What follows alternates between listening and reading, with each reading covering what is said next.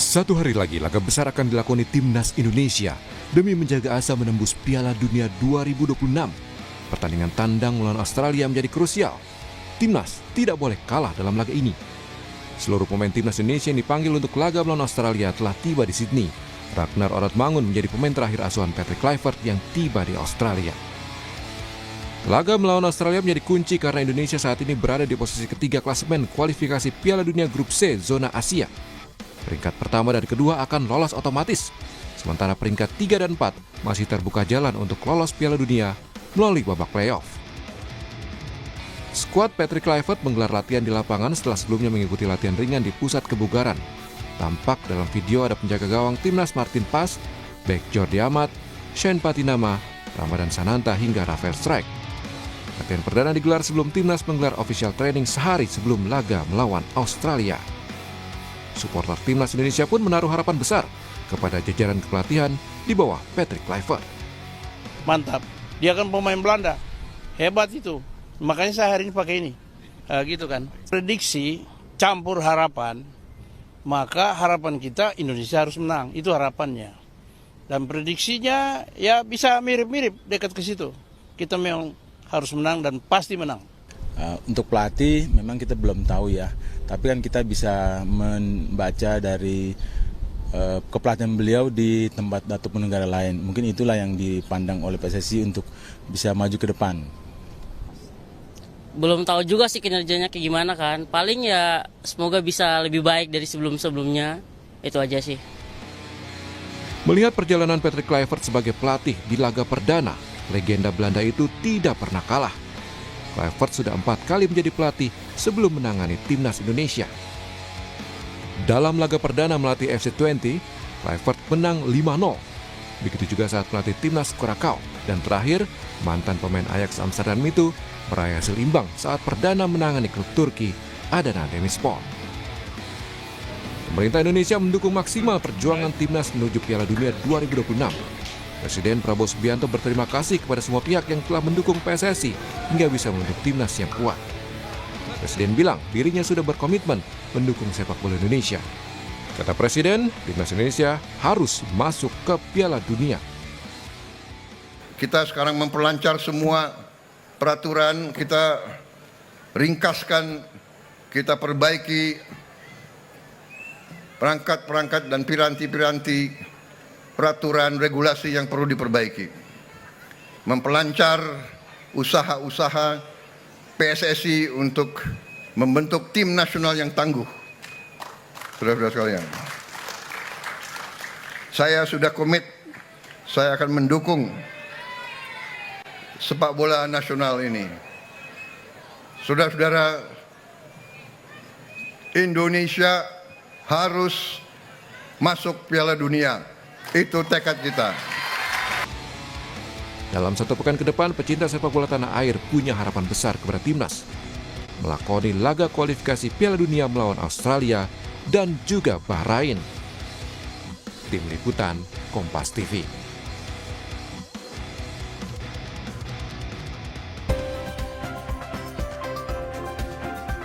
Saudara, pecinta sepak bola tanah air menaruh harapan besar pada pelatih Patrick Kluivert untuk membawa Indonesia meraih hasil maksimal di sisa laga kualifikasi Piala Dunia. 4 laga sisa menjadi penentu langkah Indonesia, dimulai melawan Australia. Bagaimana kans Indonesia meraih poin? Seperti apa juga antusiasme warga Indonesia di sana untuk mendukung timnas? Kita tanyakan pada Ketua Garuda Australia, Osvaldo Giovanni, yang sudah bergabung. Selamat pagi, Mas Osvaldo. Selamat pagi, Mas, dari Sydney. Dari Sydney, 4 jam ya, lebih cepat dari Indonesia. Betul. Ya, oke. Dan juga bersama kita pengamat sepak bola Erwin Fitriansyah. Selamat pagi, Mas Erwin. Selamat pagi, Kompas TV. Selamat pagi, Mas Osvaldo. Terima kasih. Pagi, Mas Erwin. Ya. Sudah bergabung di Dialog Sapa Indonesia Pagi pada hari ini. Saya ke Ketua Garuda Australia, Osvaldo Giovanni. Mas, ini pastinya juga pendukung supporter timnas Indonesia yang berada di Australia ini ya juga sama seperti yang di Indonesia. Ini mendidih darahnya kalau kita bilang untuk mendukung timnas Indonesia besok nih melawan Australia, atau bagaimana di sana? Sorry, bilang apa? Ini pastinya antusias supporter Indonesia yang berada di sana juga ya lumayan mendidih darahnya nih untuk mendukung Ya, timnasnya. iya, iya. Ya sangat luar biasa Mas antusiasme di Australia ini ya karena memang kemarin kan kita Ya. sudah melakukan penjemputan terhadap pemain ada penjemputan terhadap pemain. Terakhir kita diakhiri dengan Ragnar Oratmangun ya, pemain ke-29. Dan itu melengkapi seluruh penjemputan pemain di bandara dan supporter sangat antusias untuk Ya. menjemput pemain itu. Oke, kalau dari pertandingan sendiri untuk tiket berapa jumlah tiket yang disediakan untuk supporter timnas? Jadi sebenarnya yang disediakan oleh federasi itu Ya. hanya 1 bay yang kapasitasnya 400 supporter, tetapi kemudian pada akhirnya sekitar 4.000 supporter 4.000 tiket dikuasai oleh supporter Indonesia nantinya. Oke, kalau 4.000, kalau di Sydney Football Stadium itu sendiri Mas, apakah memang terhitung setengah atau berapa persen? Itu sekitar 10% ya, karena kapasitas dari Sydney Football Stadium itu 42.500. Oke, sebelum kita ke Mas Erwin terkait dengan racikan taktik, saya mau tanya dulu, apakah mungkin ada aturan terkait dengan bagaimana mungkin nantinya masuk pada pertandingan tata tertibnya terkait dengan supporter timnas Indonesia ketika akan masuk menonton pertandingan timnas Australia versus Indonesia ini? Sorry Mas, ulang. Terkait dengan tata tertib aturan Mas untuk Ya. supporter pendukung yang ingin menonton Ya. timnas Indonesia di sana, apakah Ya. ada atau bagaimana? Ya, Australia itu terkenal sangat ketat aturannya. Contohnya seperti apa? Kami mendaftarkan izin 20 peralatan seperti drum, seperti banner, seperti koreografi, semuanya ditolak oleh Australia dengan alasan keamanan karena mereka menganggap bahwa pertandingan ini pertandingan yang sangat panas dan sangat ketat. Jadi mereka tidak mau mengambil risiko dengan instrumen-instrumen tersebut. Jadi itu cukup menyulitkan bagi supporter Indonesia sebenarnya. Tapi ya namanya supporter Indonesia akan selalu ada cara untuk meramaikan stadion, begitu sih Mas. Oh, berarti sangat panas ya, dalam arti bahwa warga Australia pun juga sama seperti antusiasnya sama seperti warga Indonesia, di mana ini menjadi sebuah pertandingan yang sangat ditunggu-tunggu atau gimana? Ya karena memang bagi Australia ini kan pertandingan yang sangat ketat juga ya, dalam arti Indonesia dan Australia hanya 1 poin terpaut dari satu sama lain, dan siapapun bisa saja lolos ke Piala Dunia, dan pertandingan antara Indonesia dan Australia kan menjadi kunci ya. Artinya siapapun yang kehilangan poin di Sydney bisa jadi kehilangan tiket ke Piala Dunia. Jadi mungkin itu menjadi disadari oleh pihak stadion dan juga oleh federasi. Mereka mau menghindari hal-hal yang mungkin rusuh di stadion, jadi dengan menghindari membawa instrumen-instrumen ke stadion seperti itu.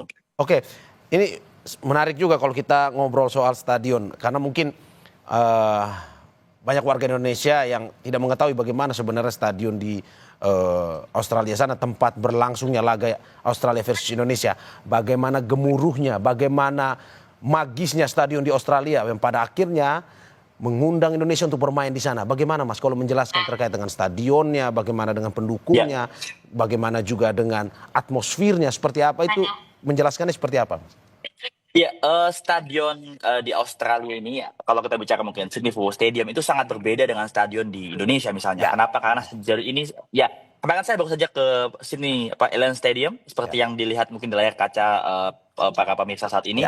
Stadion sangat megah, baru saja di launch beberapa tahun terakhir, dan ini merupakan pertama kali Socceroos bertanding di stadion ini. Stadion ini mungkin tidak besar, hanya 42.500, tidak sebesar BGBK, tapi sangat rapi, sangat teratur, sangat bersih, dan itu yang mungkin bisa kita pelajari juga dari stadion ini, dan itu sangat kecil ya stadionnya, dalam arti jarak dari lapangan ke stadionnya ke tribun sangat dekat. Jadi kalau supporter kemudian nanti ada bersorak atau berteriak, itu akan sangat didengar oleh para pemain, membuat stadion ini jadi sangat angker mungkin hitungannya bagi para pemainnya gitu. Oke, ini menarik ya. Walaupun pada akhirnya kita bertanding ke kandang lawan, cuman atmosfer yang dirasakan oleh warga Australia pun sama seperti warga Indonesia. Mereka menanti-nantikan pertandingan ini. Saya ke Mas Erwin. Mas Erwin, debut perdana Patrick Kluivert. Bagaimana Anda melihat 30 pemain sudah disiapkan untuk pertarungan besok melawan Australia? Ya tentu nggak mudah yang dihadapi oleh pelatih Patrick Kluivert dan para pemain Indonesia karena harus menghadapi Australia di kandang Australia dan Australia ini kan juga sama posisinya belum aman ya untuk ke Piala Dunia, untuk lolos ke Piala Dunia. Sama dengan Indonesia, sama dengan China, Bahrain, dan Saudi Arabia. Australia poinnya 7, sementara tim lainnya Indonesia, Saudi Arabia, Bahrain, dan China ini sama poinnya 6. Jadi selisihnya hanya 1.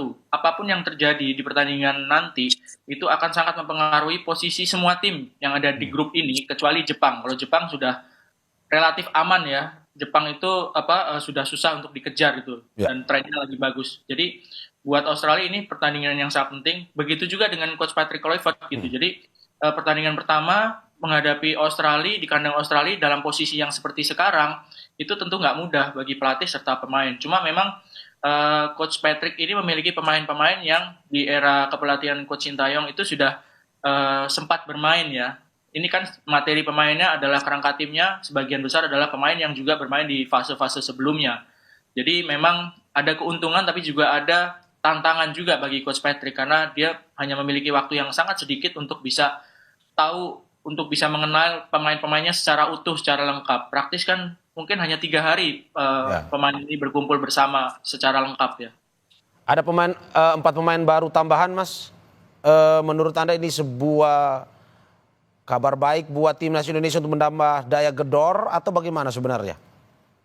Ada 2 sisi mata uang. Jadi pemain baru itu yang jelas menambah variasi pilihan pemain bagi pelatih ya dengan pemain baru yang secara individu bisa dibilang mereka ini ya pasti berkualitas. Kalau nggak berkualitas kan nggak akan dimasukkan ke Indonesia, nggak dimasukin ke tim Indonesia, nggak dinaturalisasi. Tapi di sisi lain itu tadi bahwa pemain-pemain baru ini kan sama sekali belum pernah bermain dengan pemain yang sebelumnya.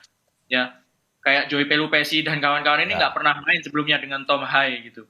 Jadi ini sebuah tantangan juga sama seperti pelatih itu mereka harus beradaptasi dengan rekan-rekannya. Mereka juga harus beradaptasi dengan taktik strategi dari Patrick Kluivert. Jadi kehadiran pemain baru ini ada 2 sisi yang bisa dilihat sih. Oke. Ini berarti soal non teknis ya, Mas. Apakah memang sebenarnya kesulitan, Mas? Dalam arti, tadi Anda sudah sempat mengatakan mereka sebelumnya belum pernah bermain bersama, tetapi ini punya kemampuan yang di atas rata-rata. Apakah memang pada akhirnya permainan di lapangan akan dipengaruhi oleh faktor non teknis seperti komunikasi, akibat juga belum pernah bermain bersama atau gimana? Ya tentu sisi itu juga pasti ada ya. Jangankan pemain yang belum pernah bermain bersama sebelumnya. Kalau sudah pernah bermain bersama tapi sudah lama nggak latihan sama-sama kan juga perlu waktu juga untuk membangun kerjasama ya, membangun rasa saling pengertian di lapangan. Jadi sisi non teknis itu juga pasti juga ada gitu. Cuman bagaimana meminimalisir gitu ya keadaan-keadaan yang kurang menguntungkan atau tidak menguntungkan bagi tim ketika berada di lapangan. Apalagi kan pressure-nya juga pasti lebih tinggi karena di stadion di Australia juga sangat mungkin dipenuhi oleh pendukung tuan rumah. Jadi tekanan pressure-nya juga pasti sangat tinggi di saat pertandingan. Apalagi juga 2 tim ini sama-sama pengen lolos kan. Poinnya juga sama-sama ketat dan ini pertandingan yang sangat-sangat penting bagi kedua tim. Oke, Mas, ini berbicara soal history, track record dari Patrick Kluivert di pertandingan perdana tidak pernah kalah. Apakah memang ini menjadi salah satu semacam sebuah magis bagi Patrick Kluivert untuk pada akhirnya bisa menang di pertandingan kali ini? Ya mungkin saja buat pribadi dari Patrick Kluivert gitu. Tapi kondisinya sekarang menjadi tidak tahu kita kan karena Coach Patrick juga baru sekali ini akan menang tim Indonesia di pertandingan resmi. Jadi mungkin secara pribadi punya rekor yang bagus gitu, tapi tidak bisa serta-merta diaplikasikan di pertandingan ini rekor ini akan berpengaruh juga. Saya rasa itu nggak terlalu berpengaruh ya. Apalagi kalau misalnya kita lihat bagaimana Australia juga pasti mempersiapkan diri dengan cukup baik meskipun mereka kabarnya kan nggak diperkuat sama sejumlah pemain intinya karena cedera. Oke, berarti kalau kita bisa bilang Patrick Kluivert tidak menemukan kesulitan ketika harus di debut perdananya ya, Mas, dalam arti bahwa komunikasi pemain bisa terjaga, taktik pun bisa diimplementasikan kepada para pemain. Ya, kita tentu berharapnya seperti itu. Komunikasi ya bisa lebih lancar karena mayoritas pemain juga bisa fasih berbahasa Belanda sama dengan Coach Patrick. bahasa Inggris juga bisa. Pemain-pemain Indonesia juga saya lihat sekarang kemampuan untuk berbahasa asingnya juga sangat bagus gitu ya untuk berkomunikasi. Paling tidak itu yang membantu ya. Faktor komunikasi ini bisa membantu bagaimana adaptasi ini dari pemain-pemain, baik pemain lama dengan pemain baru, dengan pelatih dan coach dengan asisten pelatih yang baru itu bisa tercipta. Oke, saya ke Mas Osvaldo, Ketua Garuda Australia. Mas Osvaldo, seperti dikatakan oleh Mas Erwin tadi bahwa ini antusiasmenya tinggi untuk memperebutkan poin kedua timnas. Australia pun harus, timnas Indonesia pun harus. Tidak boleh ada yang tidak ada poin dalam pertandingan kali ini. Antusiasme di sana seperti apa kalau bisa digambarkan, Mas? Kalau kita bicara supporter Australia, Ya. sebenarnya ada sedikit perbedaan dengan supporter Indonesia. Kalau di Indonesia kita tahu sendiri sepak bola merupakan olahraga nomor 1 ya. Ya. Tetapi kalau di Australia sepak bola sendiri kan memang olahraga yang nomor 4 ya. Oke. Masih ada football, masih ada rugby, masih ada cricket yang lebih populer. Memang mungkin tidak akan antusias supporter Indonesia, tetapi di kalangan supporter yang memang fanatik terhadap sepak bola, mereka memahami beberapa pentingnya pertandingan ini. Seperti yang Mas Erwin katakan, mereka tahu bahwa mereka harus menyemangati pemain mereka, apalagi dengan tren yang kurang baik dialami Australia di babak ketiga dari kualifikasi Piala Dunia ini, karena mungkin di ekspektasi awal Australia bisa dengan mudah melewati tim seperti Indonesia maupun Bahrain. Pada akhirnya mereka tidak berhasil mendapat poin dari Indonesia maupun Bahrain pun sampai dengan saat ini, sehingga itu menjadi pressure juga bagi para supporter mereka di Australia nanti. Dan itu pun tercermin dari CEO dari Football Australia ketika ada pengumuman bahwa pertandingan akan dijalankan di Sydney Football Stadium. CEO itu menyampaikan bahwa kita harus lebih bersuara lebih keras daripada supporter Indonesia. Pada dasarnya mereka ingin jangan sampai Indonesia lebih keras suara dibanding Australia, seperti itu. Oke, berarti ada cara untuk membangkitkan semangat warga Australia sendiri untuk menyambut pertandingan ini, Mas ya? Iya, seperti itu. Mereka tidak mau sampai di kandang mereka itu lebih ramai seperti Indonesia. Seperti itu. Oke, kalau kita melihat tadi Anda sudah menyebutkan misalkan di media mainstream. Kalau di media sosial sendiri seperti apa? Kalau di Indonesia kan ketika ada pengumuman skuad Garuda ada 30 yang diterbangkan ke Australia ada berapa? Kalau di Australia sendiri bagaimana? Dalam arti bahwa apakah seantusias itu ketika menyambut misalkan ada pengumuman dari timnas Australia sendiri pengumumannya atau bagaimana? Ya, saya sendiri menonton pengumuman dari pemain yang diumumkan oleh Tony Popovic. Ya. Ada sedikit pendapat yang berbeda ya, ada mixed opinion mungkin daripada para supporter, karena banyak pemilihan pemain yang dianggap dipertanyakan oleh coach Tony Popovic, terlebih dengan tidak ada pemain inti, pemain kunci seperti Harry Sutar maupun Cirkati. Tapi pemain penggantinya tidak memuaskan pada dasarnya, dan itu kita tercermin dari komentar netizen di sosial media yang mereka pada dasarnya tidak puas dengan pemilihan dari Tony Popovic, seperti itu. Oke, Mas kemarin kan sempat bertemu juga nih menyambut pemain timnas yang datang di Australia. Ada kesan yang mereka sampaikan kepada Garuda Australia di sana atau bagaimana? Ya, pemainnya sangat senang ya, artinya dari awal pemain pertama Justin Hubner sampai dengan pemain terakhir Ragnar Oratmangun, mereka semua sangat happy dan welcome bahwa supporter Indonesia sangat menyambut mereka. Bahkan Ragnar pun kemarin mempost di story beliau bahwa beliau sangat berterima kasih pada Garuda Australia sudah menyambut. Pun juga dengan Sandy Walsh yang juga mempost di story-nya sangat senang dengan hospitality dari supporter Indonesia yang menunggu, yang setia menunggu ya, dan teman-teman yang ada di bandara itu banyak yang menunggu berjam-jam, 6-8 jam mereka duduk di bandara untuk menunggu pemain kesayangan mereka sangat appreciate terhadap antusiasme dari supporter Indonesia itu. Walaupun jumlahnya lebih sedikit, tapi antusiasnya tetap sama, membara menunggu pemainnya berlaga esok melawan timnas Australia. Saya ke Mas Erwin. Mas Erwin, tadi Mas Osvaldo bilang ada bocoran katanya beberapa pemain Australia besok akan absen dalam laga versus Indonesia. Apakah ini bisa menjadi sebuah keuntungan bagi Indonesia dalam pertandingan besok? Tapi sebelum jawab kita saksikan usai jeda.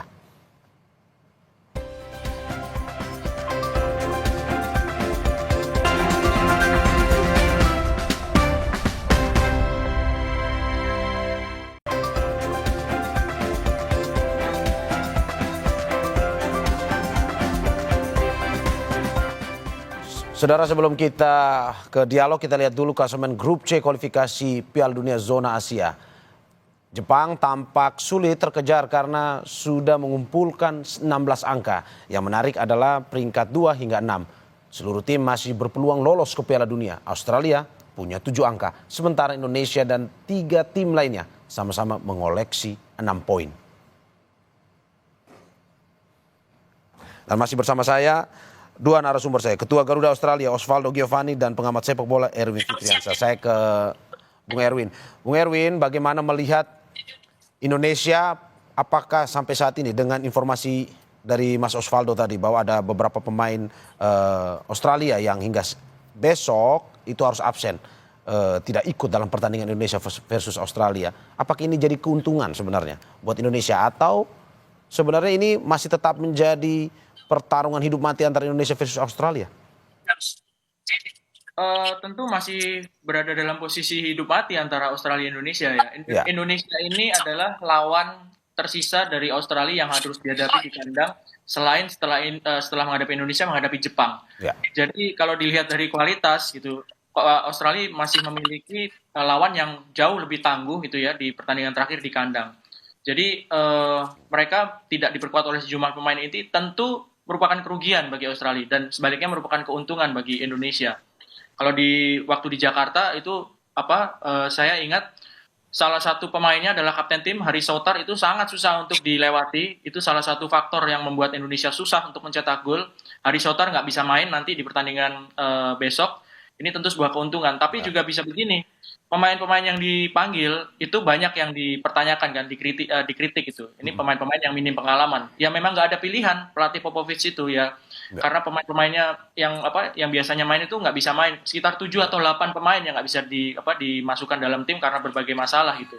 Tapi di sisi lain itu tadi bahwa pemain yang biasanya tidak pernah mendapatkan kesempatan, kalau dikasih kesempatan itu bisa jadi mereka keluar motivasinya menampilkan permainan terbaik. Nah ini yang juga harus diantisipasi oleh Coach Patrick Kluivert gitu.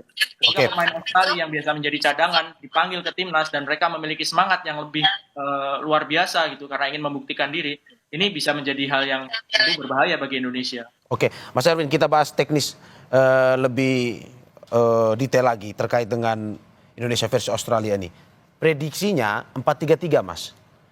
Formasi yang akan diturunkan oleh Patrick Kluivert pada pertandingan besok. 4-3-3 posisi menyerang. Apakah besok sebaiknya Indonesia versus Australia kalau menurut pengamatan Anda bermain menyerang 4-3-3 atau lebih baik bermain bertahan? Yang penting curi-curi poin aja lah. Seri ataupun menang kalau untung. Yang penting tidak kalah. Kondisinya begini, tentu semuanya bersemangat, tentu semuanya optimis Indonesia ini bisa melangkah sejauh-jauhnya di fase ini ya, bisa lolos gitu ya.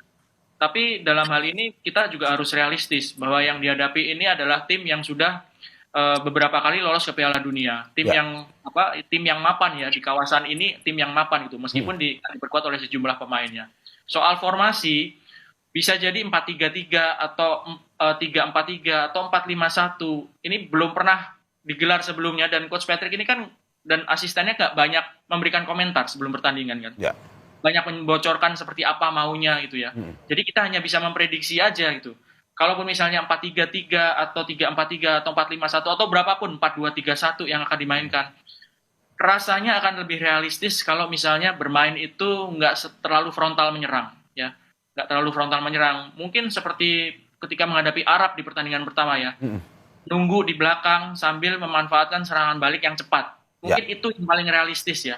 Entah itu bermain dengan formasi apapun, tapi gaya terlalu frontal menyerang itu saya pikir akan sangat berisiko gitu. Kita main di kandang Australia. Tapi sekali lagi bahwa kita perlu untuk mengambil keuntungan ketika pemain Australia itu banyak yang nggak bisa main gitu ya.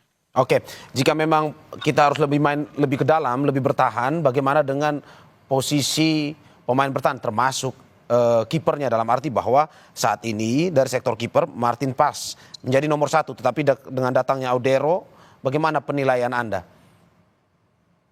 Saya rasa Martin masih memiliki peluang yang sangat besar untuk menjadi kiper utama, mengingat dia juga sudah bermain beberapa kali dengan rekan-rekannya ini kan ya. Waktu lawan Australia di Jakarta dia juga sudah bermain. Jadi faktor itu yang membuat Martin mempunyai keuntungan ya, kelebihan dibandingkan dengan Audero yang baru kali ini bergabung bersama timnas Indonesia. Oke. Kalau untuk kiper yang dengan berasal dari asli Indonesia sendiri, apakah memang masih punya peluang dalam arti untuk pertandingan versus Australia dan juga di kualifikasi Piala Dunia Asia ini? Peluang tentu ada, tapi saya pikir peluangnya cukup kecil karena ya itu tadi bahwa realita bahwa Martin lebih banyak mendapatkan kesempatan sebagai kiper utama di beberapa pertandingan terakhir ini kan dia pegang itu. Jadi peluang bagi kiper Indonesia Nadeo ataupun Hernando ada tapi kecil ya. Kalau di posisi kiper kan kalau nggak kipernya cedera atau terkena scoring itu kan kiper cadangannya nggak main. Apalagi kalau kita lihat di posisi kiper juga sudah ada Emil Audero kan. Oke, saya ke Mas Osvaldo. Mas Osvaldo, bagaimana melihat antusias? Tadi Anda sudah menjelaskan terkait antusias. Lantas besok ataupun mungkin hari ini adakah pemain lagi yang datang, dalam arti informasi yang Anda dapatkan mungkin yang ingin bergabung atau bagaimana? Untuk pemain kemarin malam pukul 10.30 waktu setempat itu sudah lengkap pemain ke-29 yaitu Ragnar Oratmangun tiba di Sydney. Jadi sudah lengkap, mereka akan menjalankan training hari ini, informasinya di stadion, pitch testing di Allianz Stadium. Kalau nggak salah slot mereka di jam 7 malam waktu setempat, jadi jam 3 malam WIB. Oke. Ya. Untuk besok sendiri Mas, jam berapa akan dibuka stadion untuk terutama untuk supporter timnas yang ingin menonton pertandingan dan juga aksesnya akan seperti apa? Ya, untuk stadion akan, kalau nggak salah gate dibuka jam 7, tetapi supporter Indonesia akan sudah datang ke stadion jam 5.30 di depan gate 1. Kami akan nyanyi chant, kami akan berikan dukungan kami kepada para pemain kami di stadion, dan kemudian masuk ke stadion akan terus bernyanyi sampai dengan peluit penuh. Oke, apakah setelah pertandingan mungkin saja dari Garuda Australia punya kesempatan untuk bisa ketemu langsung dengan para pemain yang baru saja selesai bertanding atau bagaimana? Akan ada bagi kami yang pertama kita akan ada Tanah Airku ya. Kami nyanyikan Tanah Airku itu merupakan sudah tradisi kami. Nyanyikan Tanah Airku, kemudian kami sudah bilang juga kepada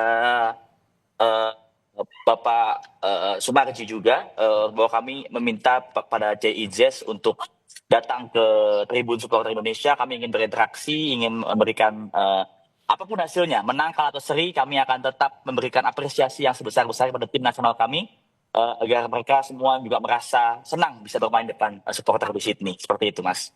Pun juga apakah ada juga Mas yang datang ke hotel tempat menginapnya para pemain ini untuk memberikan semangat atau bertemu langsung, mencoba lihat-lihat, curi-curi lihat dikit lah pemain timnas Indonesia yang datang ini? Ya, untuk hotel maupun tempat latihan kami sudah mengimbau juga kepada para supporter sebenarnya untuk tidak datang. Kami pun tidak datang karena kami ingin menjaga privasi dan juga menjaga persiapan mereka agar tidak terganggu. Seperti itu sih, Mas. Oke, berarti antusias tetap terjaga tetapi juga memberikan ruang privasi kepada para pemain untuk bisa menjaga stamina untuk mempersiapkan diri untuk pertandingan besok nih Mas ya. Betul, karena persiapan mereka sangat singkat. Terlebih misalnya contoh Kevin Dix. Kevin Dix baru tiba kemarin malam juga. Itu kan persiapan Kevin Dix itu kurang dari 48 jam kasarnya. Dari sejak perjalanan jauh yang ya jauh sekali dari Copenhagen menuju ke Sydney itu hampir 1 hari perjalanan. Jadi kami ingin agar mereka maksimal persiapannya, recovery-nya agar full lah. Karena intinya kan kami ingin agar Indonesia menang ya atau di Sydney. Jadi kami ingin memberikan waktu bagi mereka agar persiapkan diri mereka sendiri. Seperti itu sih. Oke, Mas, untuk tiket sendiri 10% yang diberikan kepada supporter timnas Indonesia apakah sudah habis terjual atau masih ada sisa, Mas? Siapa tahu mungkin dari Indonesia ada yang ingin nonton atau WNI di sana yang masih belum dapat tiket. Dan gimana cara belinya sebenarnya? Ya, sebenarnya 10% itu adalah tiket yang sudah kita kuasai ya. Artinya tidak ada penjelasan resmi dari Federasi Socceroos mengenai berapa sih kuotanya. Tetapi tiket itu masih tersedia tapi sangat terbatas. Jadi bagi supporter yang mungkin ada di Sydney, ingin menonton besok masih bisa beli di website di Ticketek namanya. Mungkin ada tiket terbatas yang masih tersedia seperti itu, Mas. Oke, ini terkait dengan tadi ada tata tertib yang Anda sampaikan. Tidak boleh bawa banner supporter timnas Indonesia, dalam arti bahwa datang ya takut ada kejadian-kejadian yang tidak diinginkan. Apakah memang tata tertib ini juga diberlakukan kepada supporter timnas Australia atau bagaimana? Saya kurang paham ke situ karena memang sebenarnya dari apa ya, ketika mereka memberikan respon bahwa kami tidak boleh membawa drum, tidak boleh membawa banner yang besar, Ya. itu kami sedikit melakukan protes atau apa ya, appeal karena supporter dari Saudi maupun supporter China, Tiongkok ketika bertanding di Australia itu diperbolehkan untuk membawa. Tapi kami tidak mau banyak membahas soal itu karena kami yakin pasti Socceroos punya pertimbangannya tersendiri, stadionnya juga berbeda, mereka punya pertimbangan tersendiri. Kami supporter Indonesia akan menghargai peraturan tersebut sekalipun kemudian mungkin Australia boleh membawa, kami akan tetap respect. Tapi yang pasti kami pastikan adalah supporter Indonesia tidak akan tinggal diam. Kami akan tetap bersuara bagi timnas kami di stadion besok. Oke, saya ke Mas Erwin. Mas Erwin, ini berbicara soal lini serang. Tadi kiper kita sudah bahas, kiper ini lini serang. Oleh Romeni, Mas, apakah besok sudah siap untuk menjalani debut perdananya? Sudah layak menurut Anda? Kita berharapnya siap pasti ya. Karena Ole ini kan striker ataupun pemain yang ditunggu-tunggu gitu ya. Ya. Ditunggu-tunggu untuk bergabung karena harus diakui lini serang Indonesia di posisi striker itu butuh sekali pemain yang bisa tampil tajam, bisa menjadi andalan gitu ya. Dan Ole ini salah satu pemain yang diharapkan bisa memecahkan kebuntuan susahnya para pemain Indonesia untuk mencetak gol khususnya di sektor striker. Jadi saya sendiri juga pasti juga banyak yang berharap Ole bisa dimainkan besok, bukan cuma sebagai pemain cadangan tapi juga menjadi pemain starter, menjadi pemain inti, karena itu tadi bahwa ada banyak harapan yang ditumpukan pada Ole untuk bisa membantu ketajaman dari lini depan Indonesia. Oke, kalau susunan starter 11-nya dari kiper sampai ke penyerang, prediksi Anda seperti apa? Ya, kiper Martin Paes, di kiri Calvin Verdong, di kanan Kevin Dix. Ini kalau Kevin Dix bisa pulih sepenuhnya dari cedera yang sempat dialami dia. Di back tengah kalau misalnya pakai 4 pemain belakang, duet back tengahnya Hilger sama Jay Izes. Di tengah ada Tom didampingi oleh Joy Pelupesi. Di kiri Rafael Strike, sayap kiri, di kanannya Eliano. Di belakang striker mudah-mudahan Marcelino bisa main, bisa menjadi pemain yang penting juga. Sementara di depan menjadi striker oleh Romeni. Oke, Mas, melihat timnas Australia yang sampai saat ini belum pernah terkalahkan, bahkan bisa menahan imbang Jepang 1-1, besok pertandingannya prediksi Anda akan seperti apa dan harapannya akan seperti apa? Sorry Mas, saya koreksi Mas. Australia pernah kalah di kandang sendiri lawan Bahrain. Bahrain ya? Ya. Ya, lawan Bahrain mereka kalah dan ini salah satu contoh bahwa Australia itu bisa dikalahkan gitu ya. Bahkan Tidak mustahil bagi Indonesia ya? Iya, sebuah contoh bagi Indonesia bagaimana cara mengalahkan Australia meskipun nggak bisa langsung di copy paste ya, tapi ini bukti bahwa Australia kalah di kandang tuh pernah, meskipun mereka juga pernah menahan imbang Jepang di Jepang ya. Ya, 1-1 ya. Ya, jadi sangat mungkin pertandingan berjalan ketat ya. Sangat mungkin berjalan ketat dan saya mencoba untuk realistis Indonesia bisa membawa pulang 1 poin ya. Kalau bisa 3 poin, alhamdulillah syukur, tapi minimal 1 poin itu ada rasa optimis ya sekarang ini. Oke. Saya terakhir ke Mas Osvaldo Giovanni. Mas Osvaldo, bagaimana harapan supporter timnas Indonesia yang berada di Australia saat ini untuk pertandingan besok? Ya, tentu kami paham bahwa banyak pemain Australia yang absen ya, seperti yang disebut oleh Mas Erwin sebelumnya. Tapi Australia tetaplah Australia, langganan Piala Dunia, ranking dunianya tinggi, kemudian head to head-nya jauh unggul daripada Indonesia. Buat kami realistis. 1 poin direbut dari kandang Australia, atau seperti yang Mas Erwin katakan, ya kalau 3 poin ya syukur alhamdulillah, siapa yang nggak mau. Tapi ya realistis 1 poin rebut dari kandang Australia itu menjadi modal yang sangat penting bagi kami untuk bisa terus meneruskan perjuangan kami untuk ke Piala Dunia 2026 seperti itu. Seperti yang dikatakan Mas Erwin, tidak ada yang mustahil dalam pertandingan ini. Apalagi Australia pernah kalah, Indonesia pun punya kesempatan besar untuk bisa mengalahkan Australia besok. Terima kasih narasumber saya, Ketua Garuda Australia Osvaldo Giovanni dan pengamat sepak bola Erwin Fitriansyah atas apa yang disampaikan pada pagi hari ini. Terima kasih Bapak-Bapak. Terima kasih. Sehat-sehat selalu.